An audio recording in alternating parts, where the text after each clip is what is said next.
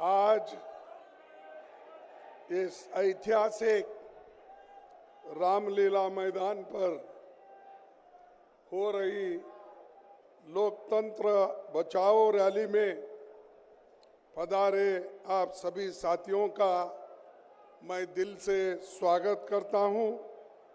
और ये मंच है यूनिटी इन डाइवर्सिटी, हमारे एकता में, हमारे विविधता में एकता है।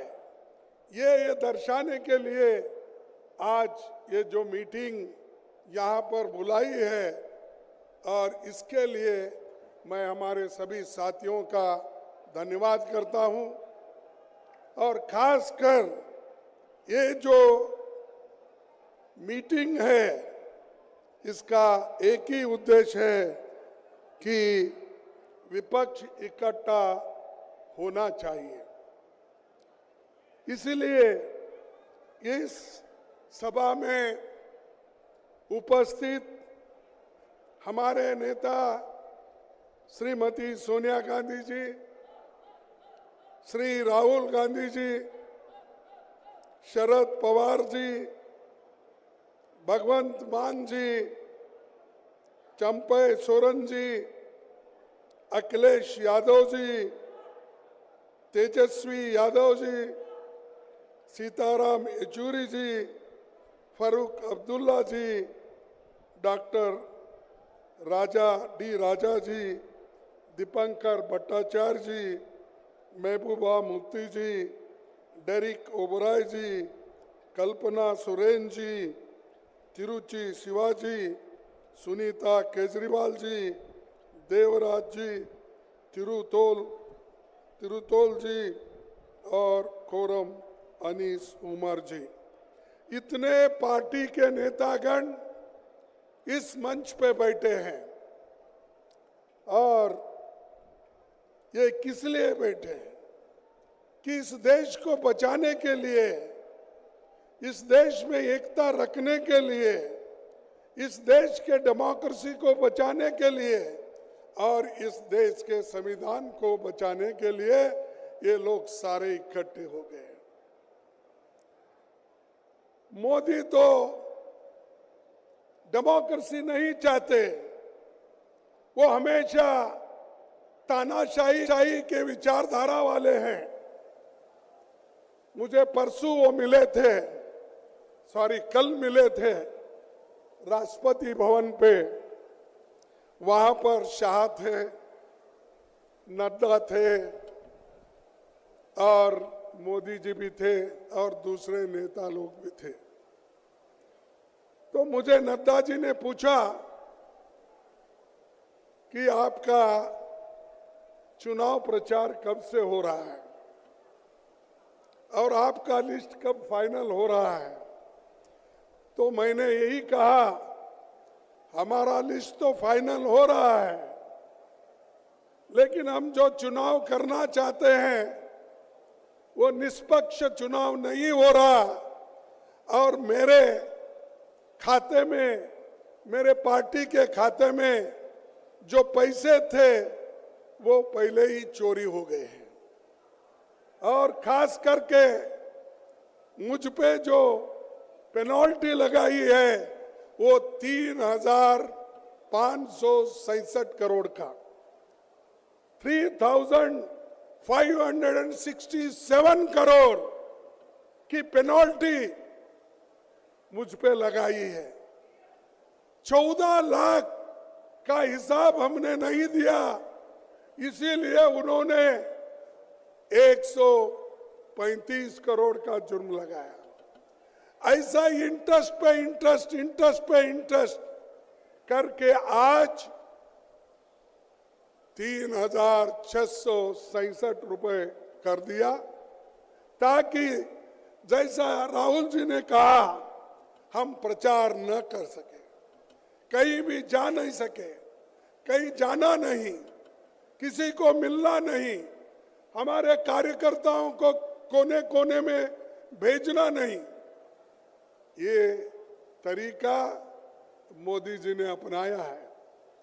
और डेमोक्रेसी को एक एक करके हमारे संस्थाओं को वो खराब कर रहे हैं, उसका ऐसा गैर इस्तेमाल कर रहे हैं, चाहे वो ईडी हो, चाहे वो सीबीआई हो, चाहे वो सीवीसी हो, चाहे वो सीबीआई हो। इन संस्थाओं का दुरुपयोग करके एक एक नेता को डरा रहे हैं, यहां तक कि पार्टी के लोगों को भी डरा रहे हैं और ये कह रहे हैं अगर आप कांग्रेस के साथ वो गठबंधन में जाएंगे तो आपको क्या जेल चाहिए, क्या आपको गठबंधन चाहिए। यह मैं दावे के साथ कहता हूं, किन किन नेताओं को उन्होंने डराया। ऐसा ही डरा डरा के बहुत से एमपी खरीदा, एमएलए खरीदा और उन्होंने नए सरकारें बनाई। ये है मोदी की नीति और इस मोदी को जब तक आप नहीं हटाएंगे, मोदी के विचारधारा को जब तक आप नहीं हटाएंगे, इस देश में सुख और समृद्धि कभी नहीं आएगी। इसीलिए हमको लड़ना है डेमोक्रेसी बचाने के लिए, लोकतंत्र की रक्षा करने के लिए और संविधान को बचाने के लिए। संविधान है तो आपको रिजर्वेशन है, संविधान है तो आपको मूलभूत जो अधिकार है, फंडामेंटल राइट्स, वो मिलेंगे और संविधान नहीं है ये कुछ नहीं मिलेगा। आप याद कीजिए, मेरे माताओं से मैं निवेदन करता हूं, आप याद कीजिए अगर बीजेपी की सरकार इस देश में संविधान बनाती तो वो पहला काम करते महिलाओं को वोटिंग की पावर ही नहीं देते, क्योंकि उनके विचार वैसे हैं। लेकिन भारत एक ऐसा देश है, पंडित जवाहरलाल नेहरू जी और डॉक्टर बाबा साहब अम्बेडकर ने मिलके एडल्ट फ्रेंचाइज लाकर हर एक आदमी को वोटिंग का अधिकार दिया, चाहे वो स्त्री हो, चाहे वो पुरुष हो, चाहे वो नौकर हो, चाहे वो मालिक हो, चाहे कारखाने का बड़ा से बड़ा धनी हो, सबको अधिकार मिला। इससे पहले था क्या? आज बड़े बड़े बात करते हैं, इतनी टीका करते हैं हम पे, पूछो मत। अरे हमने तो देश को आजादी दिलाने के लिए लड़ा, खून बहाया, देश को एकता रखने के लिए श्रीमती इंदिरा गांधी जी अपनी जान दी, राहुल गांधी जी अपना जान दिए, उनके शरीर के टुकड़े टुकड़े हो गए। और वैसा ही श्रीमती इंदिरा गांधी जी देश को एकता रखने के लिए 32 गोलियां अपने छाती पे लगा ली। कौन लीडर ऐसा बताओ? यही बीजेपी वाले, यही आरएसएस वाले जनसंघ के नाम पे थे। तब क्या करते थे? तब ये सरकारी नौकरी में जाने के लिए लोगों को कहते थे, ये कहते थे क्विट इंडिया आंदोलन में भाग मत लो, गांधी जी की आइडिया अच्छी नहीं है, ये कहते थे। ये नौकरियों में रहते थे, ये व्यापार करते थे और देश के लिए कभी नहीं लड़े।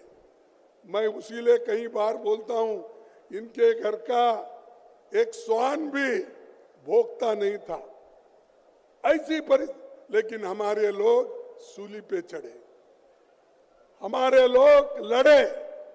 तो इसीलिए कांग्रेस पार्टी संविधान बचाने के तरफ हमारा ध्यान है और इसीलिए हमको ये जरूर होगा कि हम सबका विकास चाहते हैं।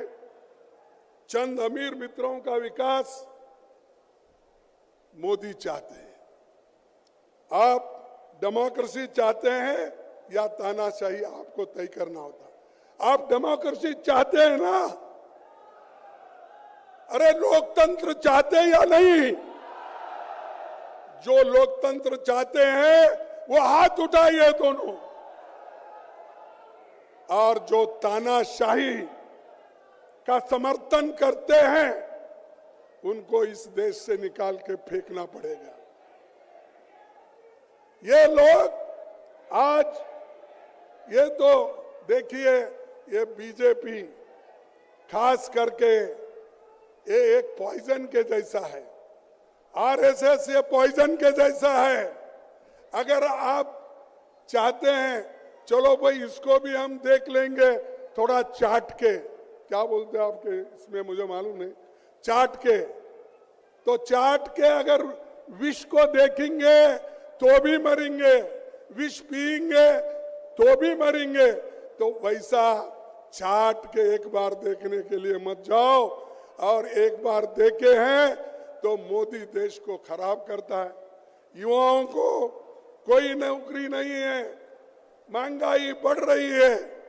इसीलिए मैं एक बात आपके सामने रखना चाहता हूं, और इसमें तो मशहूर हमारे जो पंजाब के चीफ मिनिस्टर गए शायद यहां से, ये वक्त नहीं, ये वक्त नहीं, एक मुकदमा है। ये वक्त नहीं, एक मुकदमा है। या तो गवाही दो या गूंगे हो जाओ, या गवाही दे दो या गूंगे हो जाओ, हमेशा हमेशा के लिए। ये उनका कहना है, या हमारे पास आओ गवाही दो या नहीं तो गूंगे हो जाओ। इसीलिए आज केजरीवाल जी को, आज हेमंत सोरेन जी को अंदर डाल दिया। क्या ऐसा गुनाह था भाई? आप बाद में भी कर सकते थे, उनको बुला के पूछताछ करने के बाद में सजा देते। इलेक्शन के वक्त नोटिफिकेशन हो रहा है, आप उनके ऊपर केस करके अंदर डालते हो।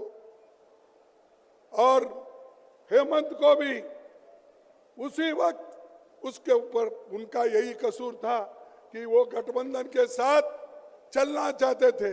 उनको बुलाया गया, पूछा गया, तब उन्होंने कहा मैं कांग्रेस के साथ रहूंगा, गठबंधन के साथ रहूंगा, मैं आप कितना भी मेरे ऊपर प्रेशर करो, मैं झुकने वाला नहीं है, ये हेमंत ने कहा था।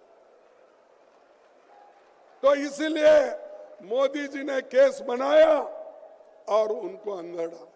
क्या यह लेवल प्लेइंग ग्राउंड है? क्या यह मैदान है? जैसा मैं राहुल जी का क्रिकेट का जिक्र किए थे, साहब क्रिकेट तो सब लोग ठीक ठाक मैदान बनाते हैं और पिच भी अच्छा करते हैं, तब लोग खेल पाते हैं। यहां तो मोदी सब तरफ खड्डा खोद के हमको क्रिकेट खेलो बोल रहा है, लेवल प्लेइंग ग्राउंड ही नहीं है। तो ऐसे व्यक्ति को इस बार हराना चाहिए। जब तक इनको हराएंगे नहीं, तब तक शांति से नहीं बैठना चाहिए। और ये इसलिए जरूरी है, किसी एक व्यक्ति के लिए नहीं है, या सिर्फ आज एक केजरीवाल जी के लिए नहीं है, या हेमंत के लिए नहीं है, ये 140 करोड़ जनता की रक्षा के लिए हम कर रहे हैं। और ये जरूरी है, गरीब को, किसान को, मजदूर को, छोटे मोटे व्यापारियों को, इनकी रक्षा करने के लिए हम ये कर रहे हैं। इसीलिए हम चाहते हैं कि डेमोक्रेसी को बचाओ। ये 226 की चुनाव होगी युवाओं के रोजगार के लिए, ये चुनाव होगी बढ़ती महंगाई के मुद्दे पर, ये चुनाव होगी किसानों के एमएसपी गारंटी पर, ये चुनाव होगी लोगों की हिस्सेदारी। जो राहुल जी ने बीड़ा उठाया है कि जाति जनगणना होना चाहिए और जिसकी जनसंख्या है उसको न्याय मिलना चाहिए, जिसकी जनसंख्या भारी है उसको न्याय मिलना चाहिए। इसीलिए वो जो आवाज उठाए, इसकी भी लड़ाई है। और भाजपा के भ्रष्टाचार के खिलाफ ये लड़ाई है। और चुनाव देश के संविधान और डेमोक्रेसी को बचाने की है। इसीलिए मैं आपसे विनती करता हूं कि आप सभी एक हो जाओ, मिलकर चलेंगे। इसीलिए पंजाब के हमारे चीफ मिनिस्टर से भी यही मैं अपेक्षा करता हूं, जब एक होकर हम लड़ेंगे तभी हम कुछ हासिल करेंगे, नहीं तो एक दूसरे को कुचलते रहेंगे, आप कभी आगे नहीं आएंगे। मैं आपसे विनती, पहले हम एक होने का सीखो, एक दूसरे को तोड़ने का मत सोचो। ये हमारा उसूल होना चाहिए, तभी हम कुछ काम कर सकते हैं। और मुझे खुशी है आज हम सब लोग मिलकर काम कर रहे हैं, चाहे हमारे कुछ भी मतभेद हो।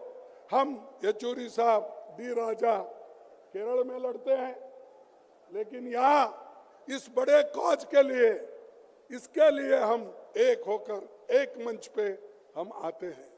उसी ढंग से हम आप आदमी से हम यहाँ पर लड़ते हैं, पंजाब में लड़ते हैं, तो देश के एकता के लिए, अखंडता के लिए एक मंच पे है। तो ये जो बना, ये इंडिया गठबंधन जो बना, देश के रक्षा के लिए, लोगों के रक्षा के लिए और आपके हिफाजत के लिए बना, या किसी व्यक्ति के बारे में नहीं। अगर वो व्यक्ति, संविधान बचा, हर व्यक्ति बचेगा, और जो अच्छा काम करता है वो जरूर बचेगा। तो इसीलिए भाइयों, मैं ज्यादा कुछ बातें नहीं कहते हुए इतना ही कहूंगा, हम लड़ेंगे और बीजेपी को ये बताएंगे, भाई तुम्हारा ज्यादा हुआ, बस करो।